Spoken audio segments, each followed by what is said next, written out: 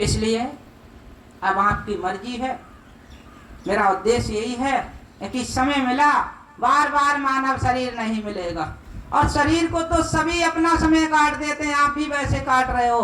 अगर आए हो बिन गुरु ज्ञान मानव पशु समाना, अगर आप गुरु को नहीं बना सकते हो तो आप मालिक के खाता में नहीं हो। इसीलिए मालिक तुम्हारी आज सुन नहीं रहा। किसके घर मालिक नहीं है? कौन मालिक को नहीं चाहता है?